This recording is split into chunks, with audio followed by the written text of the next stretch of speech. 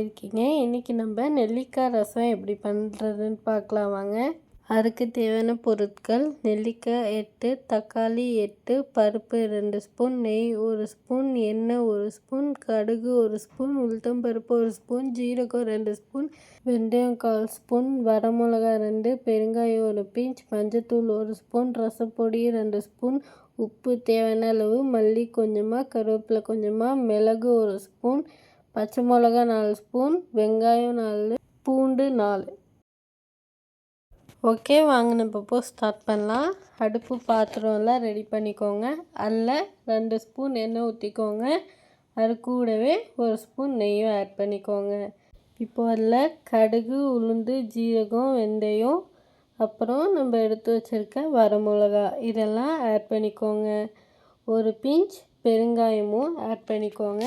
Add பண்ணிவிட்டு நல்லா அது பொரியிற வரை நல்லா கிண்டி விடுங்க. கடுகு, உளுந்து, ஜீரகம், வெந்தயம்லாம் நல்லா பொரிஞ்சோடனே இப்போ ஒரு கைப்பிடி அளவுக்கு கொஞ்சமாக கருவேப்பிலை எடுத்து ஆட் பண்ணிக்கோங்க.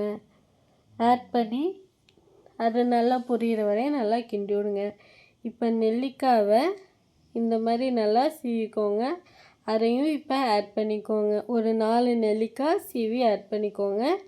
தக்காளி ஒரு 4 இந்த மாதிரி சின்னதாக நறுக்கி ஆட் பண்ணிக்கோங்க.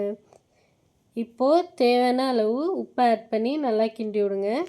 இப்போது பூண்டு, சின்ன வெங்காயம், பச்சை மிளகா 4, ஜீரகம், மிளகு ஒரு ஸ்பூனு, தக்காளி 1, நெல்லிக்காய் 4 நல்லா சின்னதாக நறுக்கி அரைச்சி இப்போது நம்ம வதக்கிட்டு இருக்கோம் இல்லையா, அது கூடவே ஆட் பண்ணிக்கோங்க. ஆட் பண்ணிவிட்டு நல்லா கிண்டி விட்டுக்கோங்க. ஒரு 5 மினிட்ஸ் நல்லா கிண்டி விட்டுக்கோங்க. நல்லா வதங்குற வரை கிண்டி விட்டுக்கோங்க. நல்லா கிண்டி விட்டு இப்போ அதில் ரசப்பொடி 2 ஸ்பூன் ஆட் பண்ணிக்கோங்க. அது கூடவே மஞ்சத்தூள் 1 ஸ்பூன் ஆட் பண்ணிவிட்டு நல்லா கிண்டி விட்டுக்கோங்க. இப்போது 2 கப் தண்ணி ஆட் பண்ணிக்கோங்க. தண்ணி மிக்ஸ் பண்ணிவிட்டு வேக வச்ச பருப்பு இருக்கு இல்லையா, அதில் 2 ஸ்பூன் எடுத்து கொஞ்சமாக தண்ணி ஆட் பண்ணி நல்லா மிக்ஸ் பண்ணிக்கோங்க. இப்போது அதை நம்ம ரசத்தில் ஆட் பண்ணிக்கோங்க.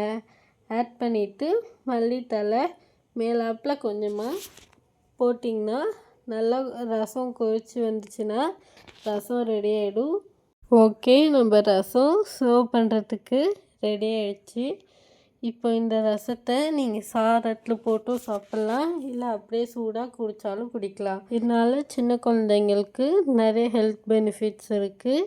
உங்களுக்கு ஏர் ஃபால் இருந்துச்சுன்னா அதை ஸ்டாப் பண்ணி ஏர் க்ரோத்தையும் டென்சிட்டியும் ஜாஸ்தியாகும். ஜாலியாக ரசம் குடிங்க. பாய். லைக் பண்ணுங்க, ஷேர் பண்ணுங்க, கமெண்ட் பண்ணுங்க, மறக்காம சப்ஸ்கிரைப் பண்ணுங்க. பாய், டாடா.